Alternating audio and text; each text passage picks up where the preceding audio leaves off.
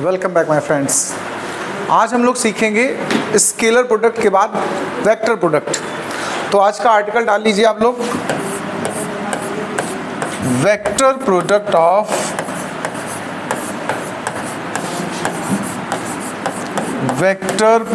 Of two vectors. देखिए, इस vector product का दूसरा नाम होता है क्रॉस प्रोडक्ट। हम इसको ऐसे भी कह सकते हैं, cross product of two vectors.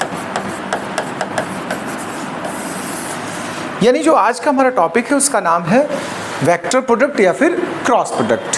कैसे करेंगे थोड़ा इसको समझते हैं। अगर हम इसकी डेफिनेशन वाइज बात करें, देखिए हम लोगों ने टू वेक्टर्स कंसीडर कर लिए। एक नाम है ए, दूसरा है बी, और बीच में जो सिंबल यूज किया उसको क्रॉस पढ़ते हैं। क्या पढ़ते हैं भाई जी?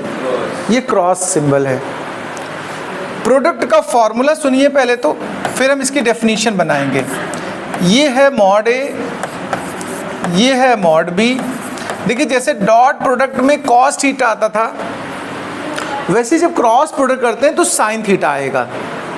बट इसमें एक टर्म और बढ़ेगा, उसको हम बोलेंगे एन कैप। क्या मतलब है पहले हम इसका बता देते हैं। ये जो एन कैप है, ध्यान रखिए इसका नाम ही क्या है? Vector product.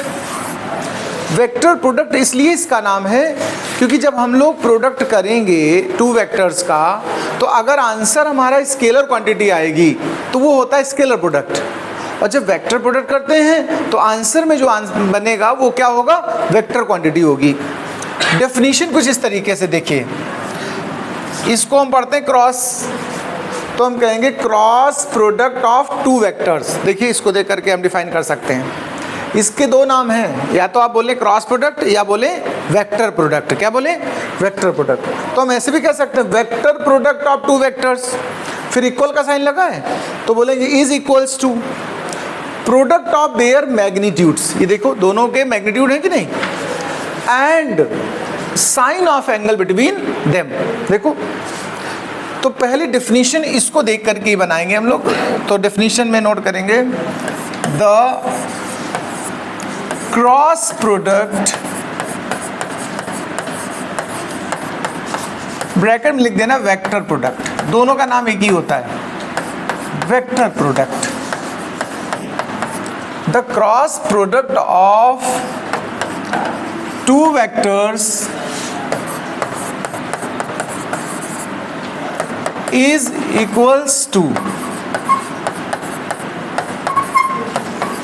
product of their magnitudes and sine of angle between them। यहां तक की तो बात हो गई। अब आप सोच रहे होगे ये एन कैप और लिखा हुआ है, इसका क्या मतलब है? देखो कैप का मतलब होता है यूनिट वेक्टर, तो एन क्या रिप्रेजेंट कर रहा है? यूनिट वेक्टर को।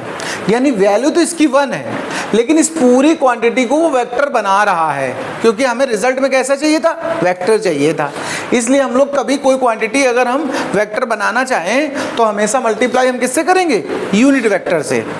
तो इसके बारे में लिखेंगे द डायरेक्शन ऑफ रिजल्टेंट। ये जो रिजल्टेंट आएगा, नेट वैल्यू आएगी, the direction of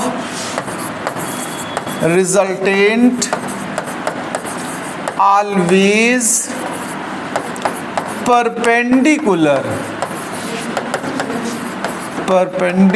to both A vector and B vector. ध्यान रखिएगा जो आंसर आएगा हमारा मल्टीप्लाई होने के बाद, उसकी जो डायरेक्शन पता करेंगे तो वो ए और बी दोनों पर परपेंडिकुलर होगी। परपेंडिकुलर समझते हो ना, 90 बनाएगी। जैसे कि एग्जांपल मैं आपको बता दूं, सपोज करो आपने मल्टीप्लाई किया एक्स एक्सिस और वाई एक्सिस का, तो बताइए कोई ऐसी डायरेक्शन जो एक्स पर भी परपेंडिकुलर हो और वाई पर भी परपेंडिकुलर हो। बता सकते हो आप? जेड दोनों परपेंडिकुलर होता है कि नहीं होता? बताओ।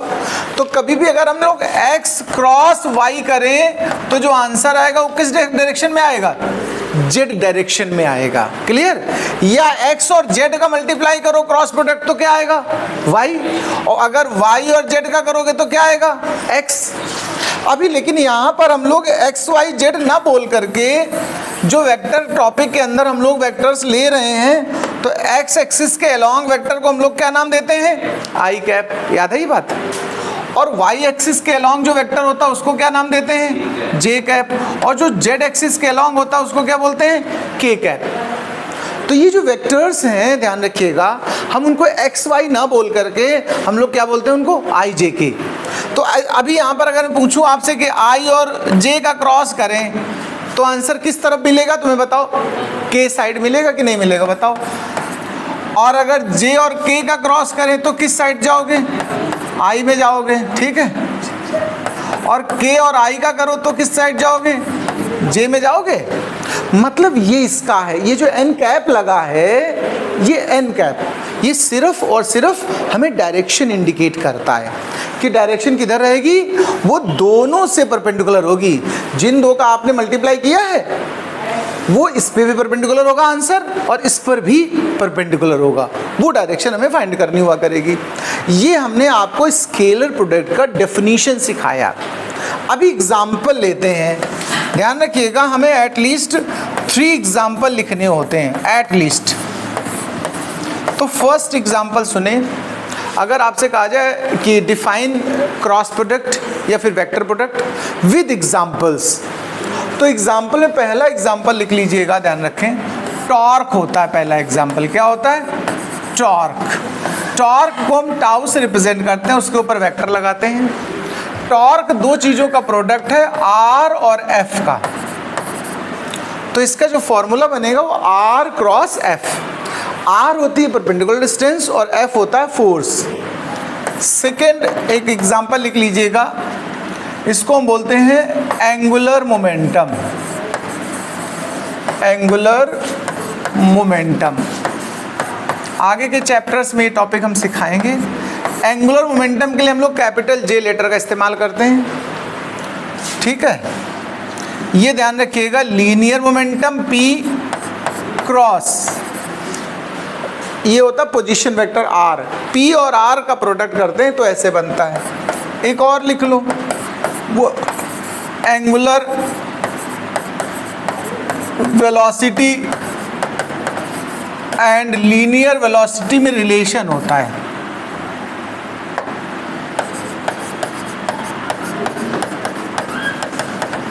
रिलेटेड एज,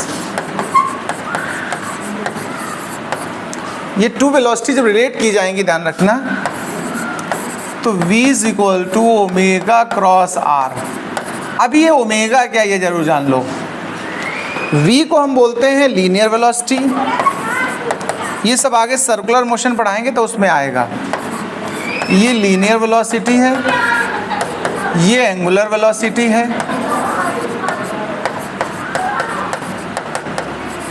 और जो r होता है इसको अलग से समझ लेना आप लोग। r वेक्टर बार बार मैं लिख रहा हूँ, r वेक्टर को बोलते हैं पोजीशन वेक्टर। इसका फॉर्मूला क्या होता है ये भी जान लो। r वेक्टर मतलब होता है x में भी इसकी वैल्यू होती है, y डायरेक्शन में भी होती है, और z डायरेक्शन में। ध्यान रखना, जब भी हम r बोलते हैं तो उसका मतलब ध्यान रखना, x में भी कुछ वैल्यू है, y की तरफ भी इसकी कुछ वैल्यू है, और z, 3 कंपोनेंट्स इसमें शामिल होते हैं। तो r वेक्टर का फॉर्मूला होता है xi plus yj plus z के। ये हमने आपको 3 एग्जाम्पल्स सिखा दिए, किस चीज़ के, क्रॉस प्रोडक्ट के। कम से कम 3 एग्जाम्पल हमें पता होने चाहिए। इसलिए अभी एक और छोटी सी पॉइंट आप सीख लेना, फिर हम इसके कुछ क्वेश्चंस करके सिखाएंगे। देखो, cross relation for I J and के, ये जरूर सीखो। जैसे पीछे हमने डॉट रिलेशन सिखाए थे, आई डॉट आई 1 था, याद है, जे डॉट जे 1 था, के डॉट के 1 था, लेकिन I dot J 0, J dot I 0, J dot के 0। ऐसे इसमें अगर हम बनाएं, देखो ध्यान देना कि आई क्रॉस जे क्या होगा, जे क्रॉस के क्या होगा, देखो इनकी वैल्यूज हम सोचना चाहते हैं, के क्रॉस आई क्या होगा। अगर इसको पलट के देखें जरा, इनवर्स ऑर्डर, हमने आई क्रॉस के किया तब देखें क्या आएगा, फिर हमने के क्रॉस जे करके देखा, मतलब रिवर्स ऑर्डर में जे क्रॉस आई करके देखा, देखें जरा इनकी वैल्यूज क्या आती हैं, थोड़ा समझते हैं। तो देखो आई क्रॉस जे मैंने पीछे बताया था अभी, तो के बनता है कि नहीं बनता है। बट इन सबको अगर कंफ्यूजन कभी हो तो भूल जाओ कभी कि क्या होगा कैसे होगा, तो इसका तरीका सुनो। आप एक सर्कल बनाइए, उसमें ऐसे आई जे के ऐसे लिख दीजिए साइक्लिक ऑर्डर में, देखो इसमें कोई दिक्कत किसी को ऐसा समझने में।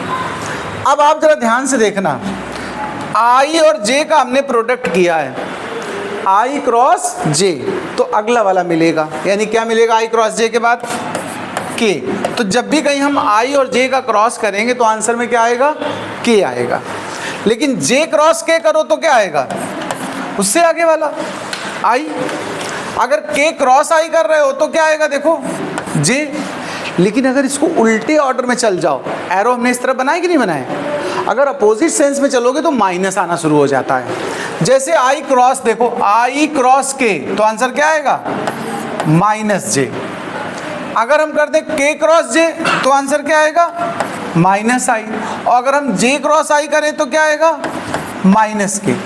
ये चीज़ें हमें तैयार रहनी चाहिए, जब भी हम कहीं क्रॉस करेंगे तो इस तरह की चीज़ें हमें मिलेंगी। टू पॉइंट्स, ये आई जे जे के ये आपस में मल्टीप्लाई होंगे, तो इनको हम लोग इस तरह से तैयार करें कि ऐसे डिफरेंट ले रहे हैं तो क्या आएगा वो याद रखना। उसके लिए हम सर्कल का इस्तेमाल कर रहे हैं, साइक्लिक ऑर्डर। बट अगर सिमिलर वैल्यूज होती तब क्या होता ये सुनो, जैसे I dot I, J dot J, ये पीछे सिखा चुका हूँ, अभी क्रॉस सिखाएंगे, पहले डॉट वाला लिख देते। जैसे देखो इन सबका डॉट किया तो हम लोग क्या लिखते थे, वन आता था कि नहीं, जब I dot J, I dot I, J dot J, dot में ऐसा आता था। अगर यही चीज़ हम क्रॉस के लिए सीखें, हम किसके लिए सीखें, तुमसे पूछा जाए आई क्रॉस आई या फिर जे क्रॉस जे या फिर के क्रॉस के, तब क्या आएगा, तब फिर वन नहीं आएगा, ध्यान रखना, तब आंसर आता है जीरो। क्या आता है, अब ये क्वेश्चन तुम्हारे मन में आ रहा होगा कि जब हम सिमिलर का डॉट करते थे तो वन आ जाता था, अब सिमिलर का हम लोग क्या कर रहे हैं, क्रॉस, तो आंसर जीरो क्यों आ रहा है, इसका लॉजिक जान लें आप। देखो अभी पीछे सुनो, हमने अभी तुम्हें सिखाया है A cross B is equal to A B sine theta N cap, अभी सिखाया फॉर्मूला, जस्ट ऊपर सिखाया कि नहीं। ए क्रॉस बी का फॉर्मूला क्या होता है, A B sine theta, N cap तो केवल डायरेक्शन बताता है, मेन फॉर्मूला क्या होता है, ए बी साइन थीटा। अच्छा एक बात सुन लो, अगर ए को भी आई ले ले और बी को भी आई ले ले, दोनों हम आई क्रॉस आई चेक करने जा रहे हैं, या जे क्रॉस जे या के क्रॉस के, तो हमने दोनों ए की जगह भी आई ले लिया और बी की जगह भी आई। अब देखो मॉड ए है ये, मतलब आई का मैग्नीट्यूड कितना होता है, अगर कैप है तो वन होता है, आई कैप जे कैप के कैप तीनों को बोलते क्या हो, यूनिट वेक्टर्स। तो सबकी वैल्यू अगर निकालनी हो, कभी मैग्नीट्यूड रखना हो, कहीं मॉड रखना हो, तो क्या लिखेंगे, वन। तो देखो फर्स्ट वाले आई का मॉड यहाँ रखोगे, वन आ गया, सेकेंड वाला भी आई ही है, देखो बी की जगह भी तो आई इस्तेमाल हुआ, उसकी वैल्यू भी वन हो गई। अच्छा आई का खुद आई के साथ एंगल लिखो, तो आई किस एक्सिस पे होता है, एक्स पे, दूसरा आई भी तो एक्स पे होगा, यानी जीरो एंगल हुआ। तो यहाँ साइन में जो एंगल रखोगे वो क्या रखोगे, जीरो, और साइन जीरो वैल्यू कितनी होती है, जीरो। इसका मतलब आई क्रॉस आई क्या हुआ, जीरो हुआ। ऐसे ही अगर हम जे क्रॉस जे करें तो क्या आएगा, जीरो। ऐसे हम के क्रॉस क्या करें, सिमिलर, यानी कभी क्रॉस होता है, कभी वो एक्चुअली वो किस सेम डायरेक्शन में आ जाते हैं कि नहीं आ जाते हैं। अगर सिमिलर क्वांटिटी हो तो वो सेम डायरेक्शन में आती हैं, इसलिए जीरो रिजल्ट देंगी। और अगर डॉट करते थे तो उसमें कॉस होता है फॉर्मूले में, और जब कॉस जीरो करते हो तो वो क्या देता है, वन। इसलिए आई डॉट आई और आई मतलब जे डॉट जे और के डॉट के क्या होता है, वन। बट आई और क्रॉस आई करेंगे, सिमिलर का क्रॉस करेंगे तो क्या रिजल्ट आएगा, जीरो। इतना आप लोग नोट कर लीजिए, फिर आगे बात करते हैं।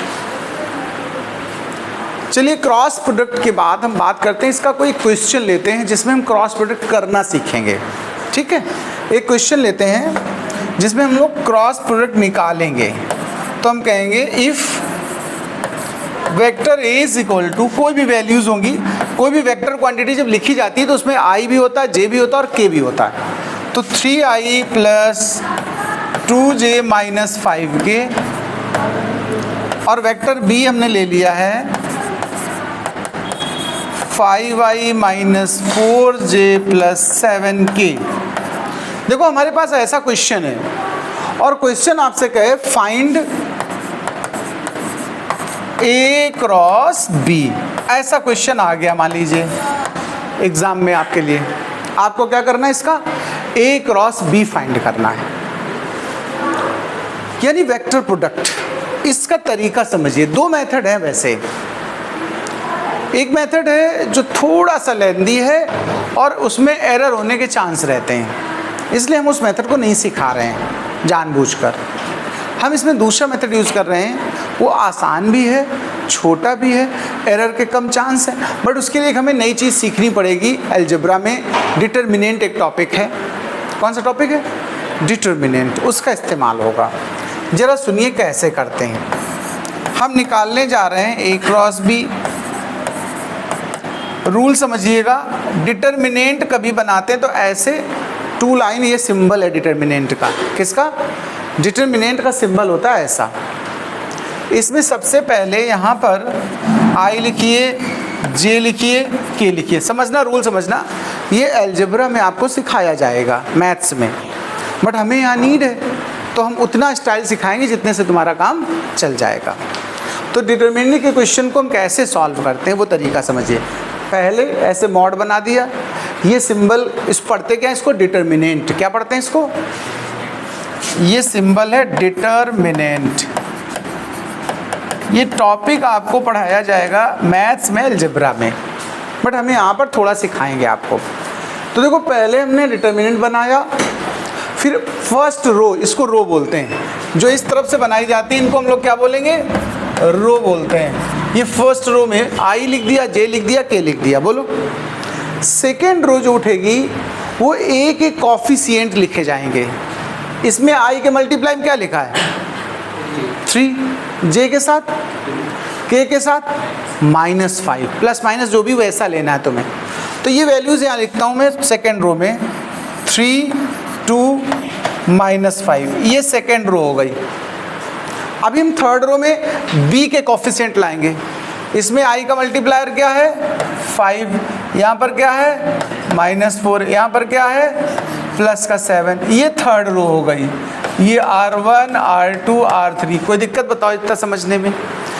ऐसे रो होती हैं और ये होते हैं कॉलम, C1, C2, C3। तो ये रो और कॉलम वर्सेस एक डायग्राम तैयार हुआ, इस पूरे को डिटर्मिनेंट कहते हैं।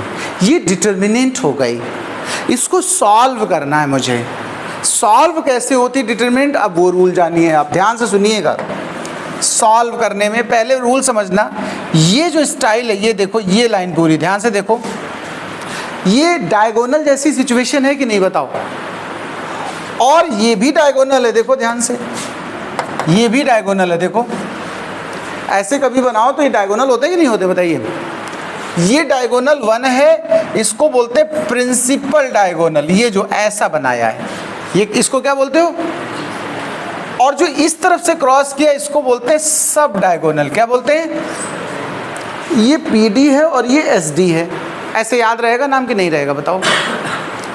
इतना तो याद कर लो पहले तो।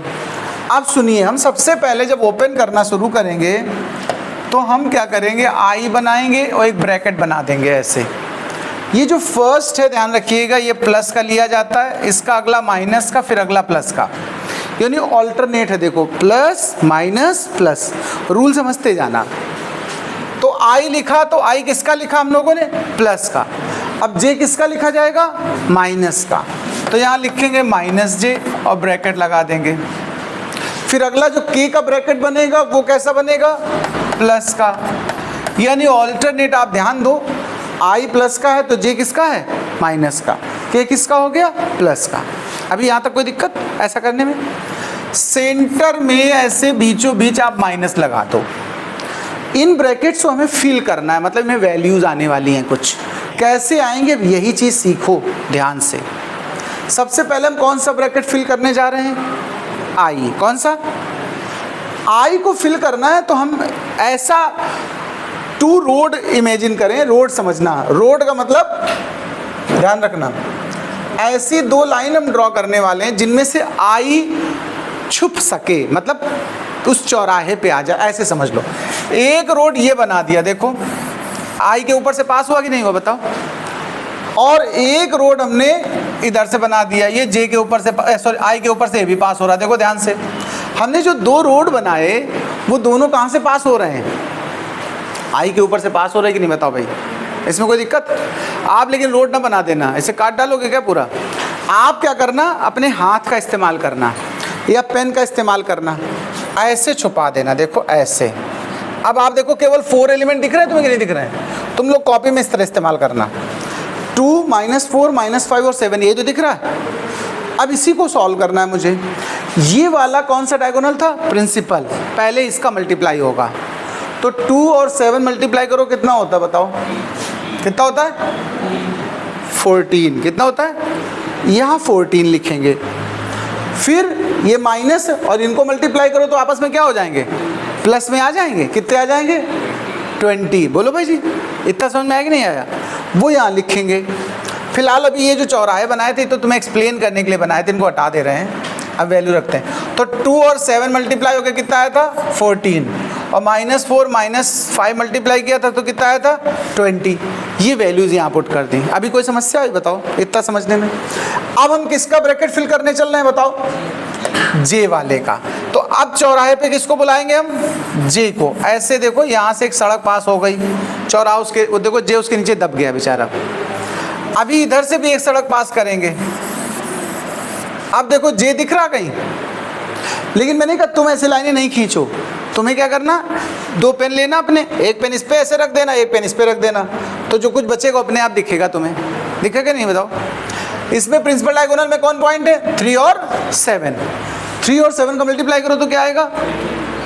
ये ध्यान रखना, प्रिंसिपल ये जरूर था, लेकिन तुम्हें लग रहा होगा कि अब ये क्यों शामिल हो गया, क्योंकि अब तो 4 ही एलिमेंट बचे ना, जितने एलिमेंट होंगे उतने में सोचना होता है। इस तरफ वाला प्रिंसिपल होता है, इस तरफ वाला सब होता है। अगर इनको 4 को लिखोगे तो प्रिंसिपल किसको बोलोगे? इसको बोलोगे कि नहीं बोलोगे?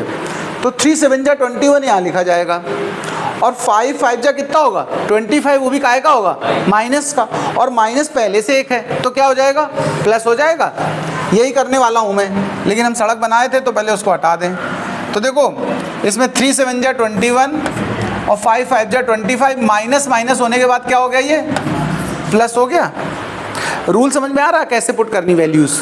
अब हम किसकी वैल्यू पुट करने वाले हैं? के की। के की पुट करने के लिए हम लोग किसको छुपाएंगे? देखो इधर से के को छुपा दो, इधर से के को छुपा दो। अब मैं इसे छुपा के सिखा रहा हूँ तुम्हें, देखो ऐसे। अब आप देखो, आपको केवल 4 नंबर दिख रहे हैं कि नहीं दिख रहे हैं बताओ? उसमें प्रिंसिपल में कौन है? 3 और 4। 3 और 4 का मल्टीप्लाई करो कितना आएगा? 12, वो भी माइनस का। अभी देखते रहना जरा, अब किसका इसका मल्टीप्लाई होगा? 5 और 2 का, वो कितना हो जाएगा? 10। क्या ऐसा समझ में आया? बस अब इनको सॉल्व कर लो।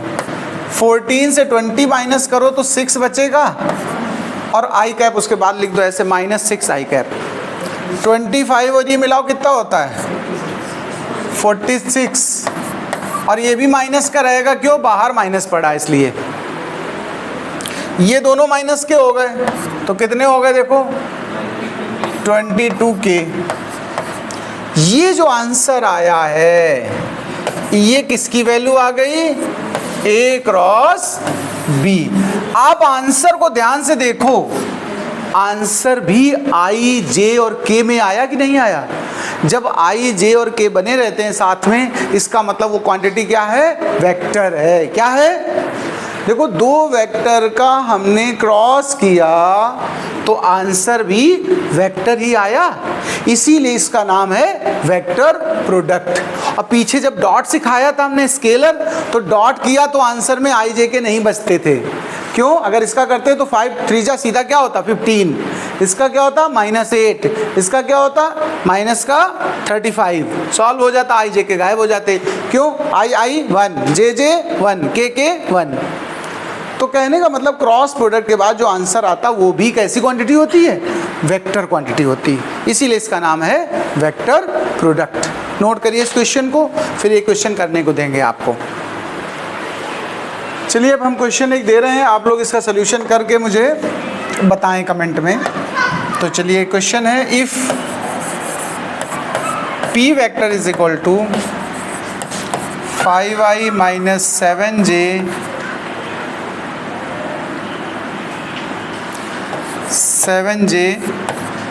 Minus 8k and q vector is equal to 6i plus 5j plus 4k।